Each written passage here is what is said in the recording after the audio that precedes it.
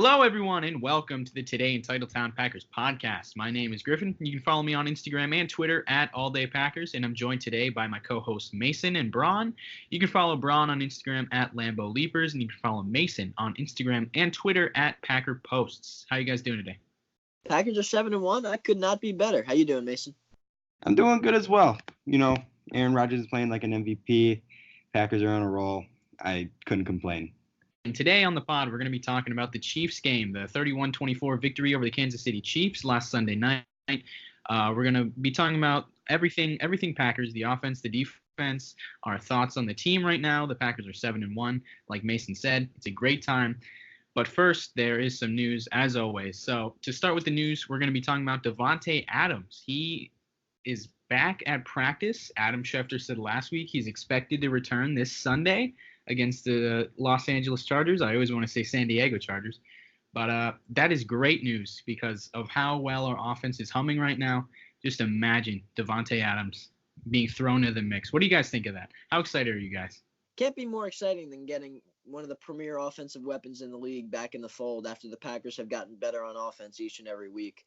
It's quite exciting, and I'm looking forward to getting our offense essentially at full strength once again. And Rodgers is just going to keep playing better with 17 back in there. So it's going to be exciting. I can't wait. During these last 4 weeks without Davante, we really learned a lot about the Packers offense. We learned Aaron Jones is such a dynamic player, as a receiving back and as a running back.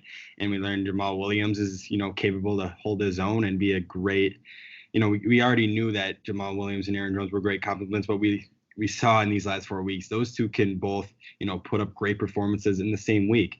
And we kind of found a new playmaker in Allen Lazard, and someone that I would love to see get more snaps than he already was, even though he was leading the team these past 2 weeks over MVS and Geronimo. I just think we learned a lot, and our offense has been playing the best it has all year without Davante, and, getting him back, it's going to be great. I'm excited, and I hope our offense just keeps continuing to grow. So this isn't going to be a bad thing. Obviously, it's going to be really good for our offense, and I'm excited to see how he comes in and plays with Allen Lazard and this crazy Aaron Jones run that he's on right now.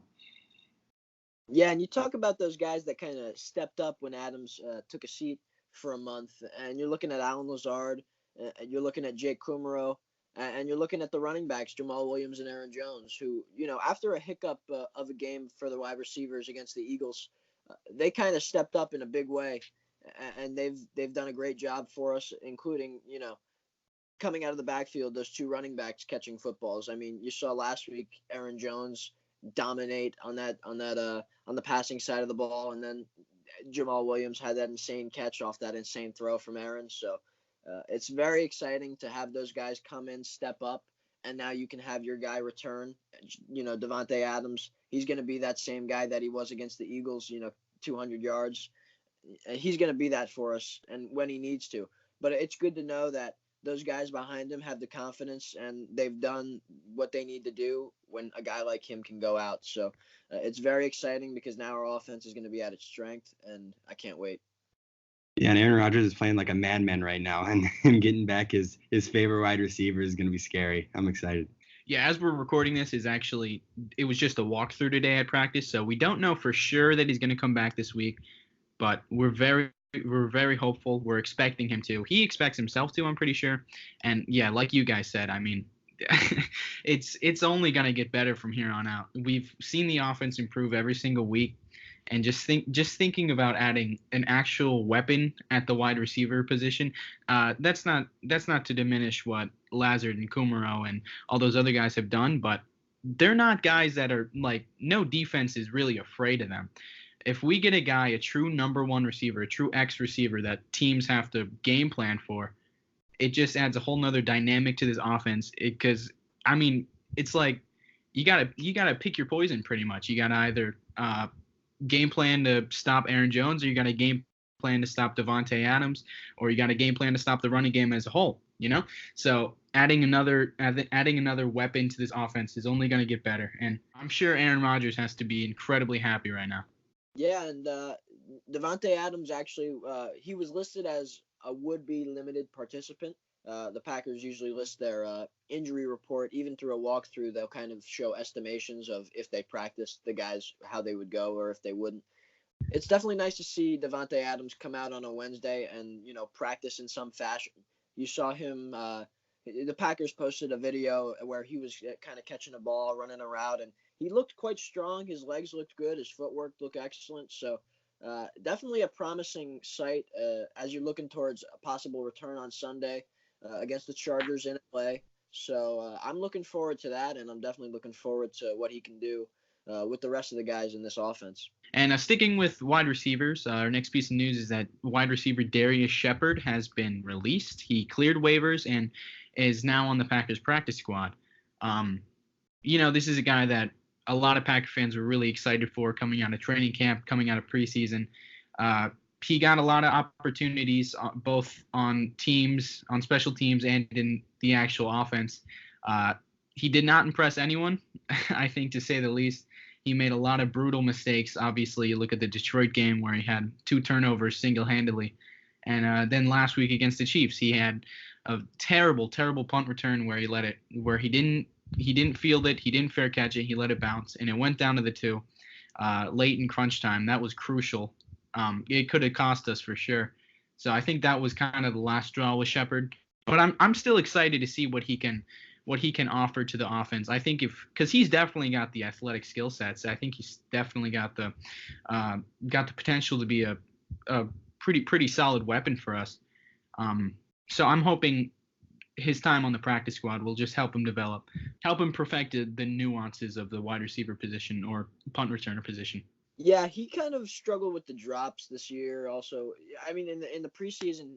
I mean, in training camp, he was really lighting it up for the Packers, making plays. Everybody was talking about that kind of connection that he was gaining with both DeShone Kizer, Tim Boyle, and Aaron Rodgers, impressing everybody around him in the room, in the staff, the general manager, and it forced them to keep him on the squad. So even over Alan Lazard, who had to be released and then brought back on the practice squad. So he definitely was impressive, and they definitely wanted to bring him back because he's got the talent. It's there.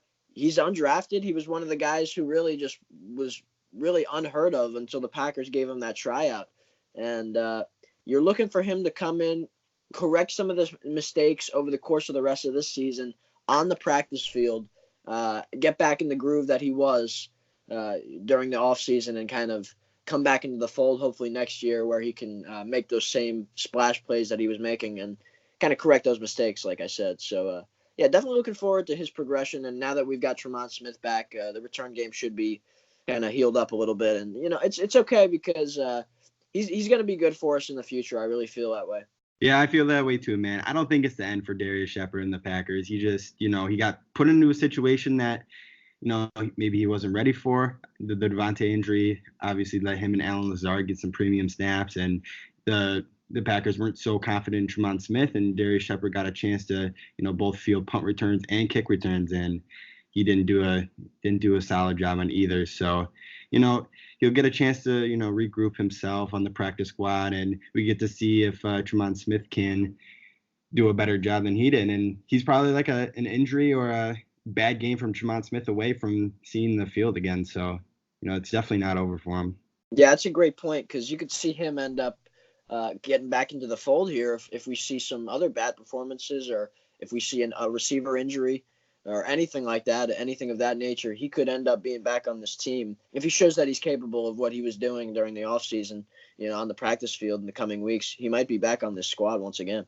I don't know. My hunch is kind of that we're just gonna keep him on the practice squad, kind of let him develop throughout the year, and then kind of reset come training camp next year. And hopefully he'll be a lot better by then.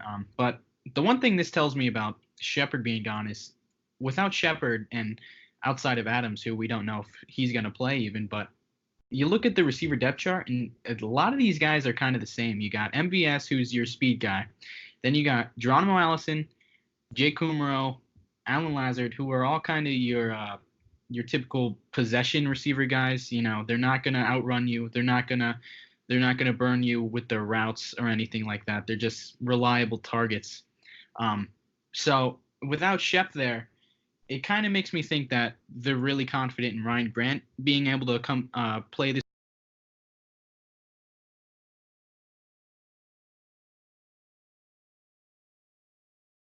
Yeah, like we talked about when we first signed him, he really is that slot receiver mold that we didn't have at the time, and he could come in and have a bit of an impact. We kind of said that he could have an impact immediately with Adams out, but now that Adams will hopefully be back, I don't know how much he'll really see the field, but it'd be nice to gradually get him involved, kind of get him some easy catches, something short, just to kind of get him in the mix, get him learning the playbook, continue to kind of get it down, and hopefully he can build into something special for us as the course of the season goes on and we head into playoff time. Yeah, Brian Gutekunst and Matt LaFleur are clearly very confident in the roster we have right now, and that was only exemplified this Tuesday by the fact that we did not make any moves at the trade deadline. After Sanu and Sanders were both dealt to the Niners and Pats, we said this last week, we didn't really expect us to make any moves, but there's still a lot of fans who were holding out hope that we make a move for AJ Green or Robbie Anderson or some of those guys on the Dolphins that we talked about a couple weeks ago. But we did not make any of those moves because I think they're very confident, and I think Gutekunst is very confident in LaFleur's ability to adapt to a lack of talent on the roster, as we've seen the past 4 weeks without Adams. Going back to after the Eagles game when Adams got hurt, we were all a lot of Packer fans were stressing about how well our offense would function without an elite playmaker on the outside. And I think that's only natural because we were so used to a McCarthy style offense where we did really need someone that Aaron trusts, someone that can move the chains, an elite playmaker basically. But with LaFleur, he's proven that he can adapt. He can make do with the talent he has on a roster. He doesn't need elite playmakers like maybe Mike McCarthy would at times. And we've seen that with the running backs in the past game, as we've mentioned. And the offense is just so scheme dependent. You don't really need elite talent out there. I think we've proven that over the last 4 weeks. So I very much understand Gutekunst not making a trade at the deadline for a receiver, especially with the two guys, Sanu and Sanders off the board. Yeah, as the Packers stand at 7-1, I really don't think there was a move out there for them to make. You're looking at a lot of receivers out there. The Packers, they were rumored to be targeting some guys. Robbie Anderson was a guy that the Packers were kind of interested in and maybe would have made a move for, but his price was extremely high. The Jets ended up wanting a second-round pick for a guy who really can only run a few routes, doesn't have the most reliable hands in the world, and he's going to be a free agent next year. So it just didn't make sense for us. It's a good player. It would have been a nice addition to the offense, but with Adams coming back and the receivers, the younger receivers stepping in and playing well, it just didn't make sense for us. There wasn't a lot of other players that on the market that even made sense for us, and a lot of teams kind of showed that when no moves were really made at the end of the deadline. Yeah, I only really thought we would make a move if it was for a guy like Sanu or a guy like Sanders, because Sanders was a guy we didn't have in the offense right now. We didn't have on the depth chart right now. And then Sanu was a reliable veteran, as is Sanders. But Sanu knew the offense. He had a history with Kyle Shanahan, and he excelled in 2016 with the Falcons offense. So those are two moves that definitely made sense to me, but without them, like Robbie Anderson, I don't get that at all. Especially the Jets were wanting a second rounder. That is way too high for Robbie Anderson. Are you kidding? Imagine that. I'm so glad Gutekunst didn't do that. Not that I expected him to, but that would just be so stupid.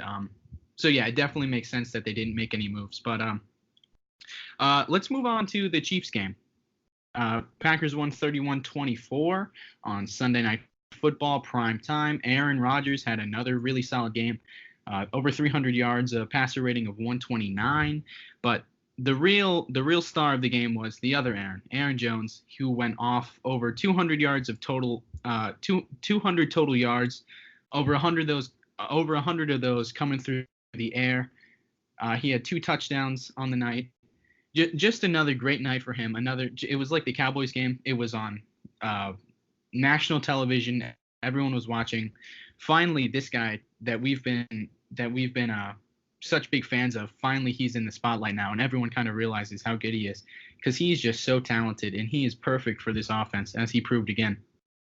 And he's not just dominant through the ground, because we've seen him be so dominant on the ground for the past 2 seasons, but he's really proving his worth as a receiving back. There was a lot of talk this offseason about should we trade for a receiving back? Should we get maybe like a Kenyon Drake? His name was thrown around the past few weeks because we didn't really have a traditional receiving back. But I mean, just because Aaron Jones hadn't been used that way in the past doesn't mean he can't do it. He did it a lot in college at UTEP.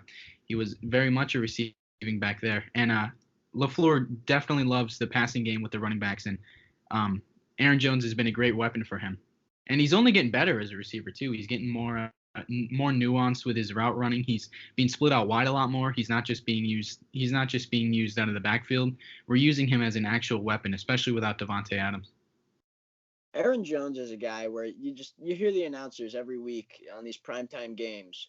They always talk about how he's a yes sir, no sir kind of guy, and yeah, he's such a respectful guy, and he's the hardest worker in the room. He really is. I mean, you look at the things he's had to improve on over the course of his career, and the receiving part of his game was the one that he needed to get done, and he got it done this offseason. He talked about how he would catch thousands of passes, thousands a day.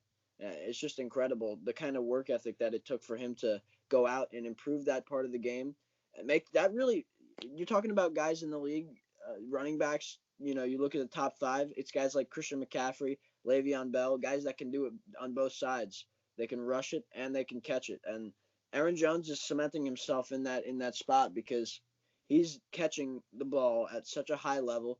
I mean, after that drop a few weeks ago was devastating, but and then the next week he comes and turns around and makes a play that's even better and it's even more difficult, and he makes that catch. So he's getting better as the weeks go on in both departments, and obviously he's still running the ball at an elite level, and we expect him to continue that kind of production as the season goes on, and I look forward to what he can do in this offense.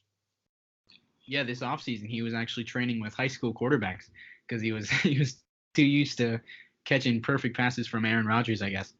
He said he needed to get better, make some more difficult catches, and it's paying off so well. He's really an elite weapon for us right now.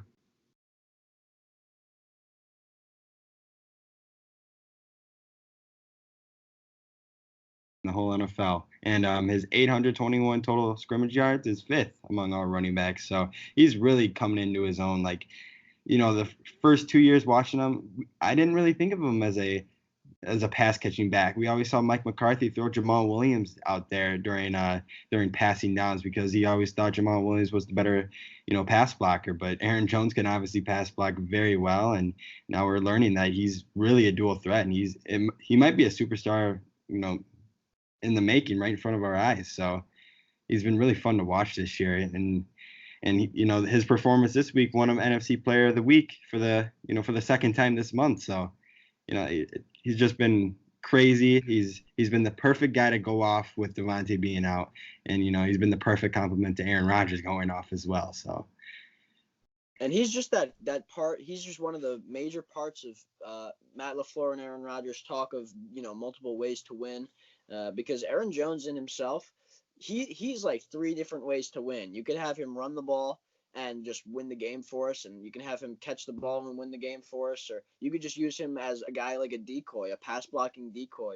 And because every team is going to come out and say, now we have to focus on Aaron Jones, and that's just a huge part of how we can beat teams on offense, by having too many guys to focus on, and one of them is going to be able to get open consistently. So, and especially with Aaron Rodgers, he's going to find his guys. So it's exciting to see the power that this offense has and the potential that it has, at full strength. And hopefully we get to see that this Sunday.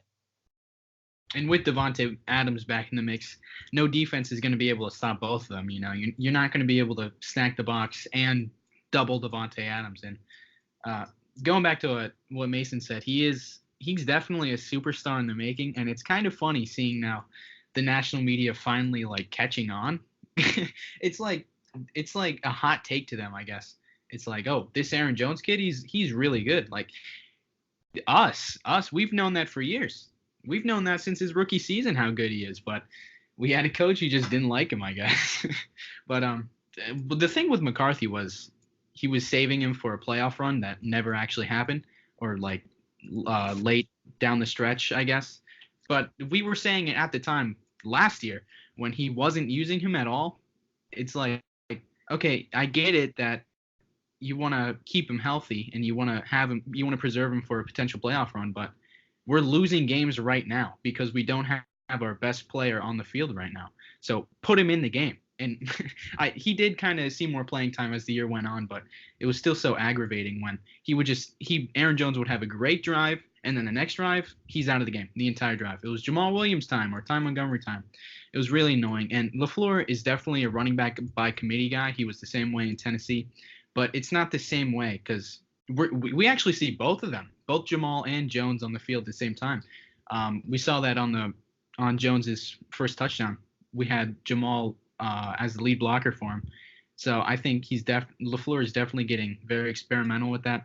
And these are just such interesting things to Packer fans because we're not used to advanced game planning. I mean, I don't want to diss McCarthy. I don't want to make this about a McCarthy roast or whatever, but it was definitely a very stale offense that had run its course. And it's very nice seeing a new scheme, a new coach using this personnel that we're used to in very different ways and succeeding, obviously. You love to see that touch pass being used on, that's 3 games in a row where we come out looking to use that touch pass. It's worked 2 out of the 3 times, and it looks really good. I mean, he scored touchdowns twice on it, and, it's nice to be able to get both of those guys in the backfield, and then, one of them's blocking for the other, and they're both scoring on that play because they're both working together. So, yeah, that's definitely a big part of the Matt LaFleur offense, using both of those guys at the same time, using their best skill sets together in order to score, and it's great for us. Matt LaFleur's offense really shows how important the running game is, and having these 2 guys that complement each other so well, it just makes our offense. It's really making our offense unbeatable because combine those 2 guys running the football with their ability in the passing game, along with the rest of the passing options. It's just really exciting. Aaron Jones had over half of Aaron Rodgers' passing yards last week. I didn't know that, but I believe it. Yeah, 159 out of Aaron's 305. Dude, I'm telling you, these past 4 weeks, it has been all about Aaron Jones. He's been the focal point of the offense for sure. This upcoming game might be a game where they, maybe if I've said this a few times, but maybe if Davante Adams comes back, right, they're going to think, okay, well, he's going to be the focal point now that he's back. And then they go and just run the ball with Aaron Jones and Jamal Williams and kind of run it down their throats and beat them that way. I think that's a great idea. I think it's a great game plan, and I'm sure Matt LaFleur will come up with something similar if Davante Adams does return. I don't know if we'd come out with a true ground and pound attack like we did versus Dallas, for example, but I do think I don't think we're going to stop featuring Aaron Jones once Davante comes back. I think because Aaron Jones, he's proven to be such a weapon, not just a substitute for a weapon. You know what I mean? We don't just need him for when Davante's being double covered or whatever. He's an actual, this isn't a hot take, obviously, but he's an actual asset to our offense because we're using him in creative ways. We're not in the passing game. He's not just an outlet he's not just a check down for Rodgers. There are passing plays that are designed to go to him, as we saw many times on Sunday night. He ran the sluggo route for 59 yards. Should have been a touchdown, but he stepped out. And then the screen. We ran like a wide receiver screen play to Aaron Jones. That's amazing. So I don't think once Davante comes back, I don't think Jones is going to take a back seat by any means, but I do think they're going to complement each other very well, Davante and Aaron Jones, because, like I said, you got to pick your poison. You cannot defend both of them. I think what a lot of teams thought with Davante Adams out is because, I mean, it's been talked about ad nauseum over the past few years about how do you beat Aaron Rodgers? You play tight man coverage and you pressure him. You got to make his receivers win one-on-ones. And so I think without Adams and with our largely unknown receiving corps, I think defenses definitely took that mentality of we're just going to play man. We're going to force your receivers to beat us in man coverage. And the key for LaFleur was, okay, you're going to play man. Well, guess what? We have Aaron Jones. And if you're going to match him up with a linebacker, yeah, we're going to exploit that. And he's going to go off, which he has. So I don't know what the defensive strategy is going to be. It's definitely going to cause some headaches for defensive coordinators down the stretch.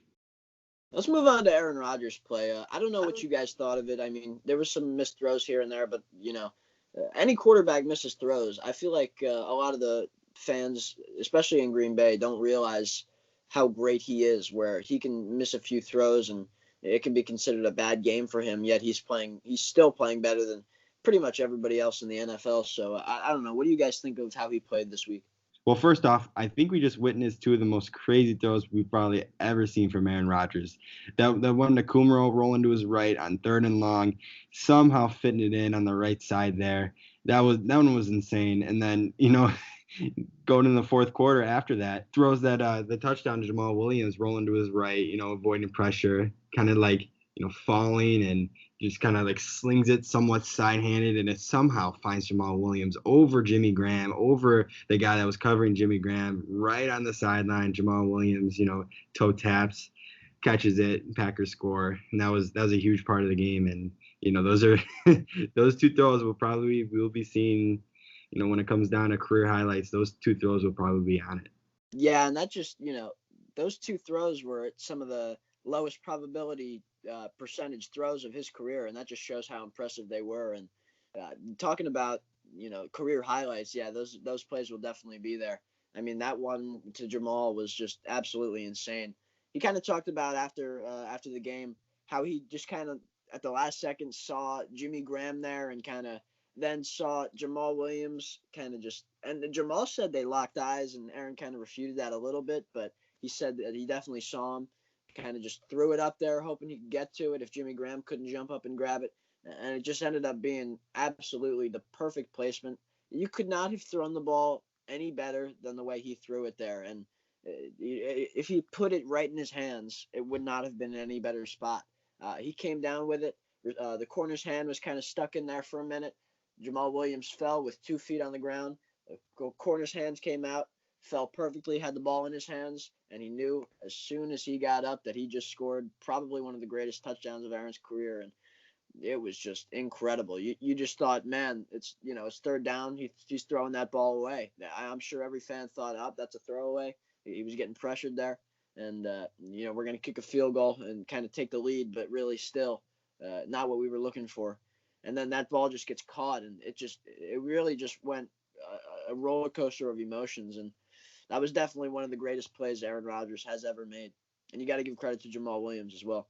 Yeah, for sure. You got to give credit to Williams, and all the Skip Baylesses of the world will say that was a throwaway or he was looking for Graham, but I don't think it was a throwaway because we've seen Aaron throw the ball away a lot over the last 2 years, and he wouldn't just float it like that. If he's throwing it away, he's gonna chuck that thing out of bounds or up to the stands behind the end zone. Yeah, that's definitely not a throwaway. I mean, you thought it was coming out of his hand, but a throwaway for him when he's outside the pocket like that, that's going to the sideline. That's not going to the back of the end zone. Yeah, for sure. That was definitely not a throwaway. Yeah, I kind of took that throw as, like he said, either Graham can go and get this. If he can't, it's gonna fall right on the back pylon, and that he didn't know who it was, but Jamal might be able to go and make a play on the football. So I think that was kind of like a Ben Roethlisberger or Phillip Rivers type play where he's throwing it to a spot and letting the receiver making his adjustment and making the catch. And yeah, it was a great catch by Jamal. Great ability to track that thing down and keep both feet in. Great catch, great throw. But I think the one to Kumaro is honestly crazier because he launched that thing at least 35, 40 yards, falling away, being tackled, 3 guys in his face. Kumaro had like a half yard of separation, I think, and he puts it right in the breadbasket. That play is unbelievable. That throw was about 10 feet, like where he launched that ball, and it ended up going about, I would say, 10 to 12 feet to the right, Yeah. where it kind of just spun perfectly. A combination of the wind and that spin that he put on that ball. Rodgers, when he throws the ball, he puts intentional spin on it. He'll throw it into the wind in certain ways. He throws it so strategically. That's what makes him so great. He uses every little thing to his advantage when he throws the football. And it's just he was just perfect on that one for sure. Yeah, he threw like a curveball. Like Sunday Night Football, the broadcast, they showed like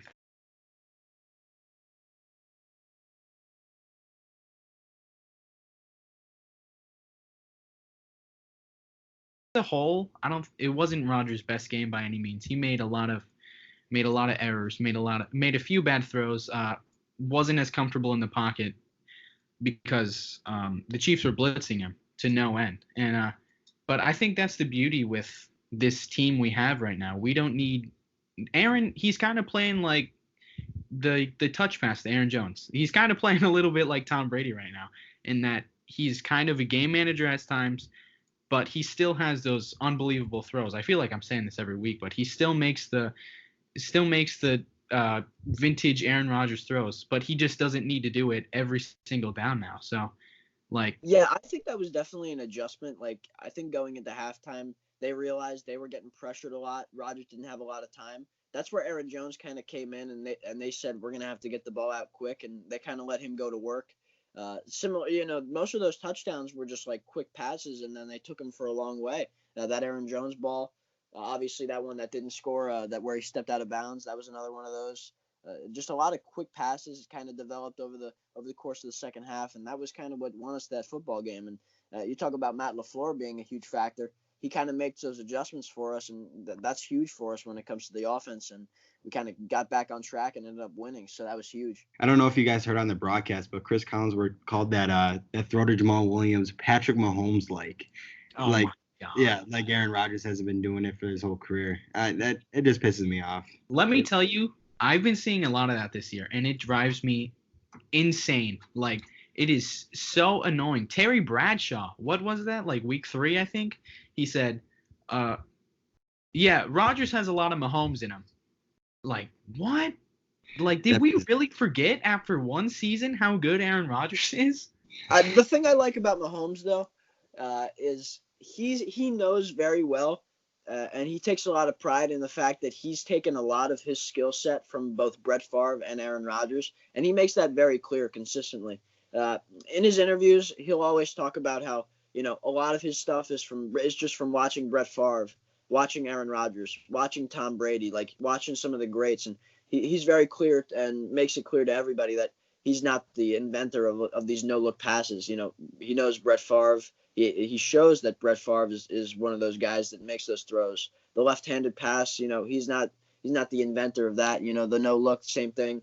So I do like Patrick Mahomes. You can't discredit him for that. But a lot of these so-called analysts or experts who are guys that haven't played in the league in over 20 years and have a desk job now, they're definitely missing the point on that one.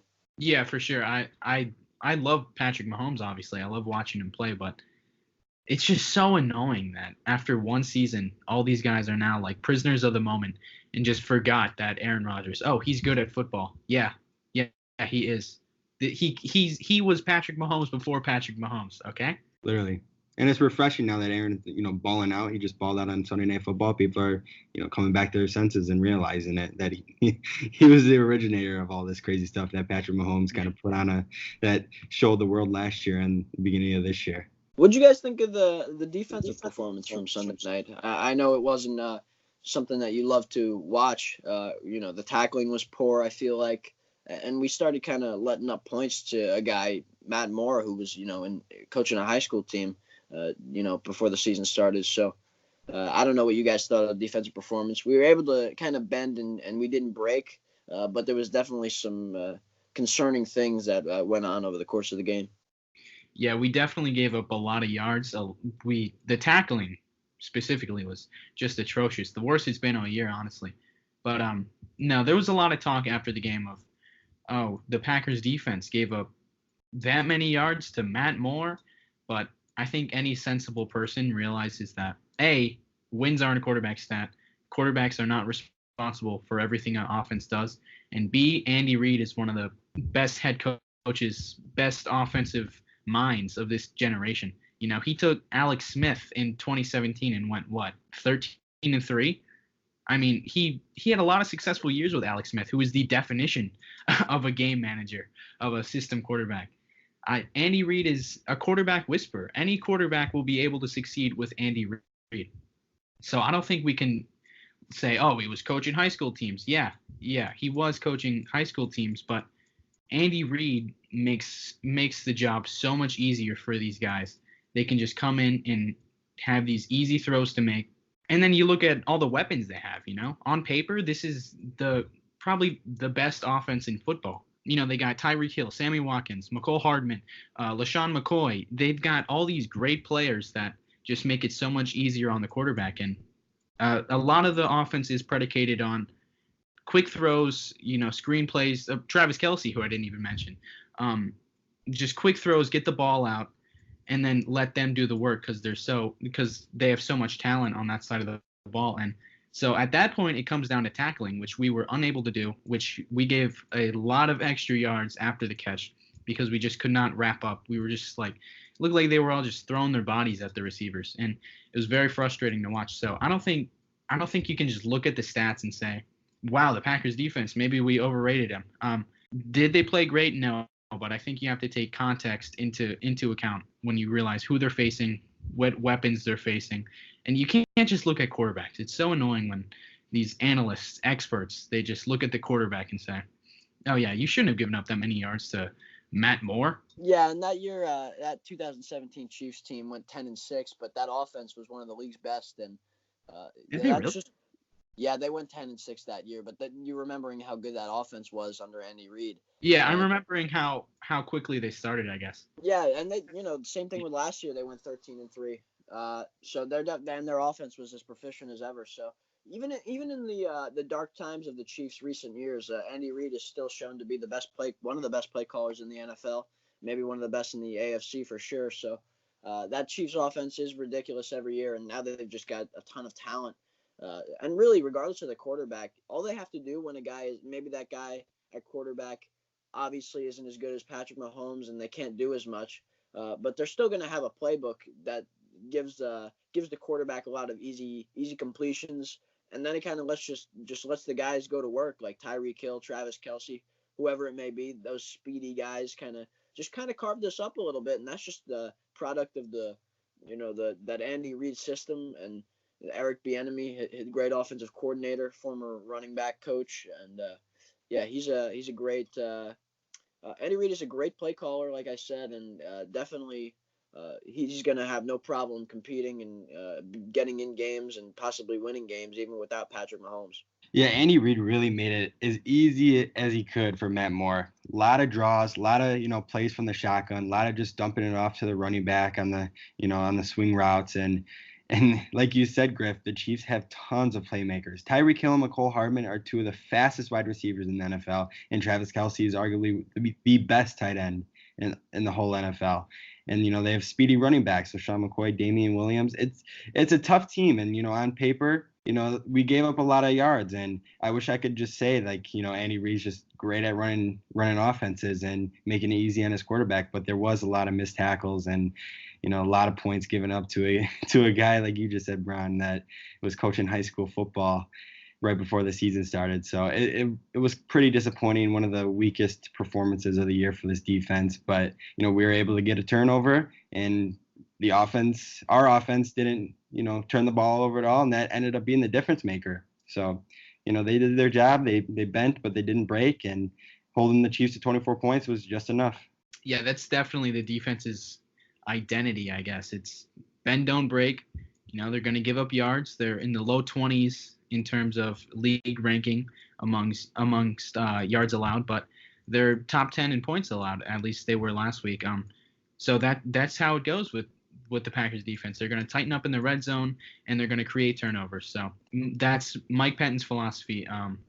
You're going to get some yards. You're going to get some successful plays, but we're going to tighten up in the red zone, and we're going to create turnovers, get the ball back to Aaron Rodgers.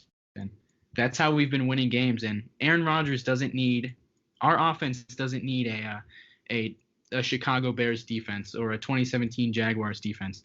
We just need a defense that we can rely on to make stops consistently, and they've proven they're able to do that. So I don't think it's any cause for concern. Yeah, I really wish that, you look at our cornerback duo right now. Jair Alexander, one of the bright young stars in the NFL, and that goes the same way for Kevin King. I just feel like both of them, one of them's having a great game and the other's playing poorly. I wish both of them would kind of play really well at the same time for us. I feel like Kevin King, he had that one huge game this season, and he's actually had a couple really nice games for us. And then at times he struggles and he gets lost a little bit.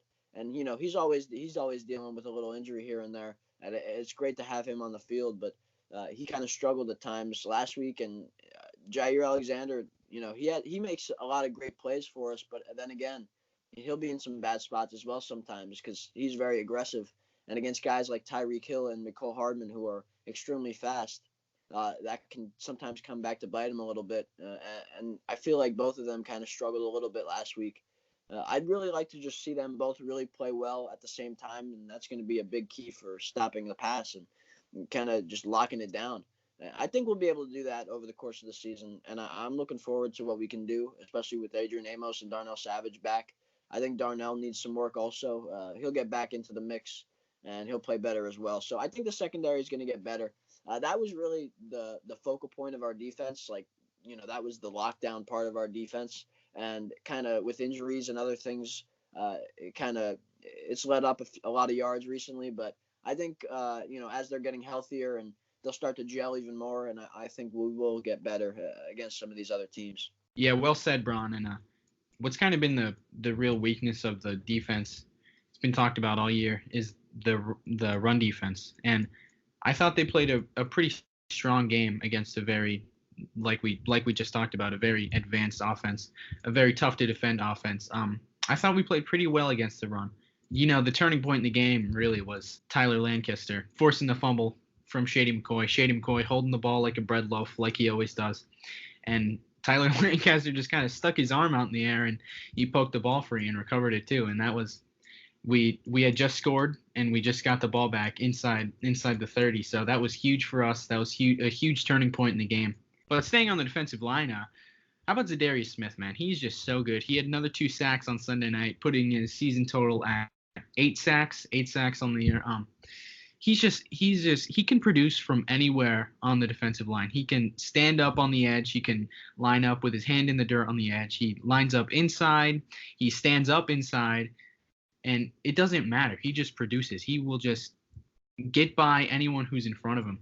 The 1 sack he had this week kind of reminded me of the one he had against Detroit, where he's lined up inside above the left guard. And the left guard has running back help. The running back and left guard are both trying to block Zadarius Smith, and he just storms through the both of them, just like he did against Detroit, and he gets home for the sack. He's just such a special player. He adds a dynamic to this defense. He makes up for a lot of things that we don't do well. There were a lot of plays on Sunday where Matt Moore had open guys, but with Zadarius in his face, he had to either throw it away or throw a bad ball. We saw that a few times. So the secondary doesn't have to be locked down on every play for us to succeed because we got the 2 Smith brothers up front. And with that, we're going to move on to the Chargers game, kind of discuss what we're looking for both on offense and defense. Phillip Rivers coming in to LA, which it's going to be a packed crowd full of Packers fans. They're thinking about above 70% of the crowd will be Packers fans, and that's quite interesting because you saw something similar to that last year against the Rams, a game in which we lost. But that stadium in LA, it's only about 30,000 capacity. So I don't know about you guys. I don't know how often you look at this stuff, but on your pages, are you guys' followers predominantly from Los Angeles? Because mine are. Yeah. 5 are. They're all from Los Angeles. I have a lot of, LA, California, whatever. Yep, Yeah, mine's Milwaukee 2%, LA and New York 1%. Everything else, nothing. Green Bay is like my next highest after like LA, New York, whatever. But yeah, those California Packers fans really come out and they show their Packers pride, especially when it comes to those away games. And it's going to be like another home game for us, and that's going to be huge. What do you guys think of this matchup? Well, real quick, did you see the Steelers game a couple weeks ago? That was in LA. It literally looked like it was in Pittsburgh. That was crazy. I know, the terrible towels were like waving. Yeah, it was so loud too. But yeah, I think the Packers, Steelers, and probably Patriots. Those are probably the three biggest fan pages or the 3 biggest fan bases nationwide. So I think we could have a similar turnout at this game against the Chargers like the Steelers did. And like you said, the Rams game, there were a lot of Packer fans there, and that was when we were 3-3-1. Now we're 7-1. So you got to think it's only going to be a better turnout for for Packers fans to be there. But in terms of the actual game, I think this Chargers team, they're definitely underwhelming compared to season expectations for them.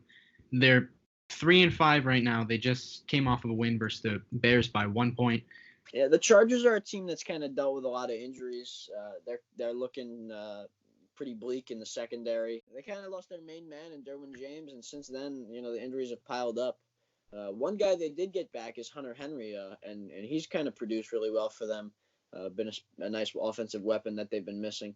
But you can't look them over. They've got a great quarterback in Phillip Rivers. They've got a top 10 receiver in Keenan Allen.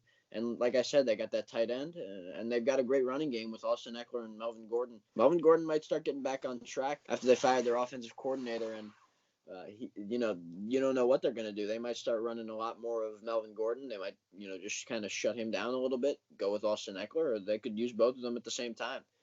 You don't know. Really, it's a lot of unpredictability now after that firing. You're not sure whether they're gonna, go pass heavy, use, their best weapon in their quarterback and Keenan Allen, and kind of just try to pass the ball, and or if they're gonna try to run it. So we'll see what they're gonna do, and I'm excited for this matchup because Chargers coming off a huge win against a team that we kind of hoped they would beat in Chicago, and that they need to definitely keep winning games if they want any chance at winning their division. So this is gonna be a good one.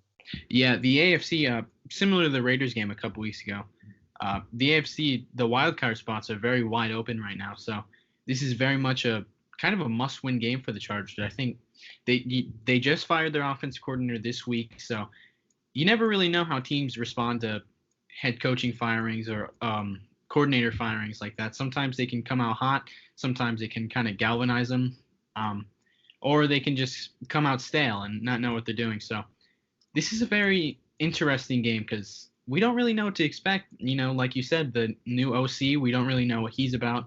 We can't really look at their tendencies of this year. But on paper, they are a very talented team. And I guess the thing that scares me the most is their pass rush.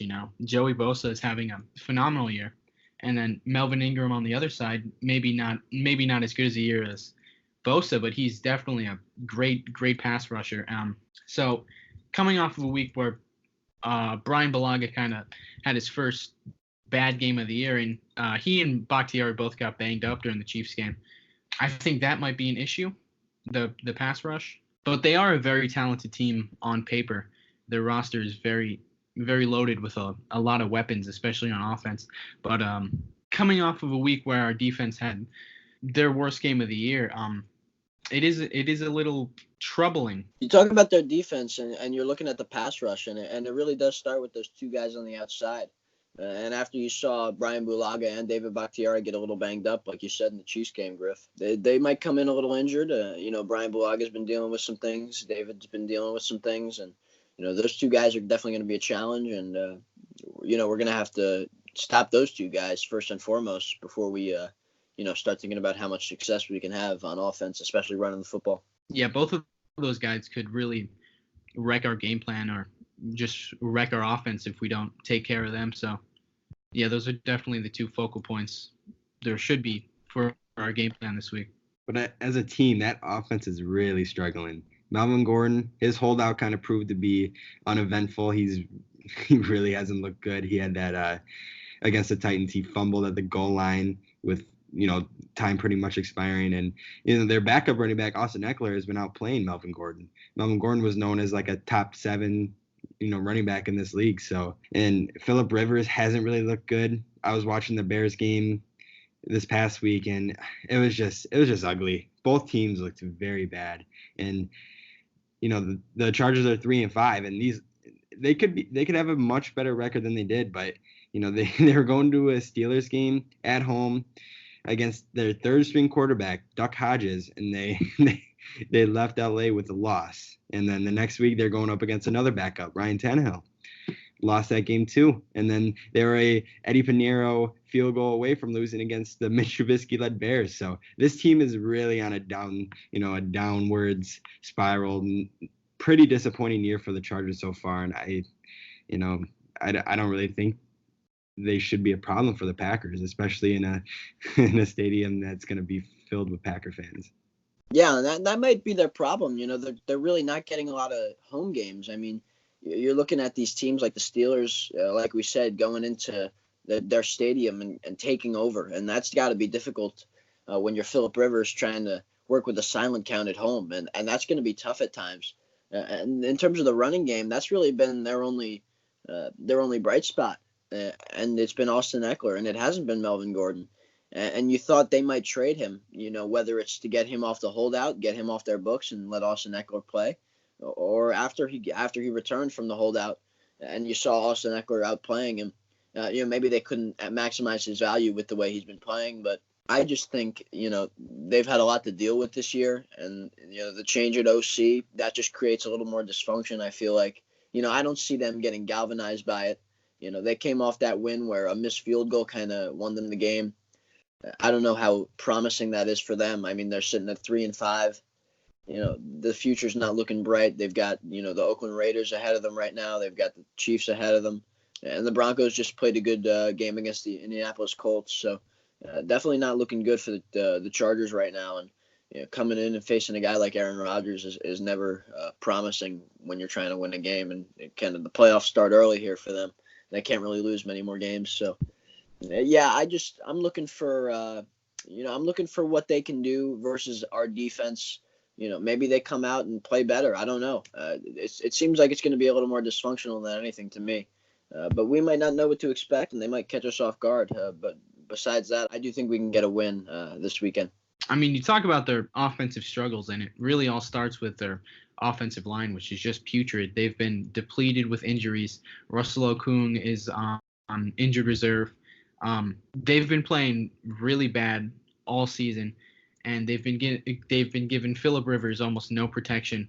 So I think this could be another week where the Smith brothers are going up against a banged up offensive line, and they could take over a game as we've seen them do this season. I have a hard time seeing the Chargers offense able to move the ball consistently up and down the field against us, especially when you factor in the fact that it's going to be probably upwards of 80% Packer fans there. So like you said, Phillip's going to have to be using the silent count as he's been doing at most of the home games this season.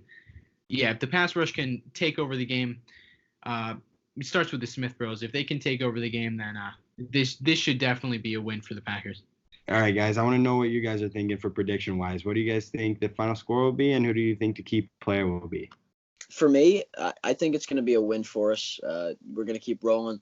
I'm going to say 38-17. I think it's going to be a big win. My key player I'm going to go with two guys, and it's kind of alludes to what I was saying earlier. I think it's going to be Jair Alexander and Kevin King. I think the Chargers' real only chance to get something going against us is to kind of have a passing attack that can kind of contend with what we've got going, and they've got the weapons. Like we've talked about. Phillip Rivers, when he's at his best, he's a top 10 quarterback. Keenan Allen's a top 10 receiver. They've got Mike Williams over there still. So I think, those two receivers versus our two corners, that's the matchup of the game for me. And I feel like this is one of those games where Kevin King and Jair Alexander both have to play really well.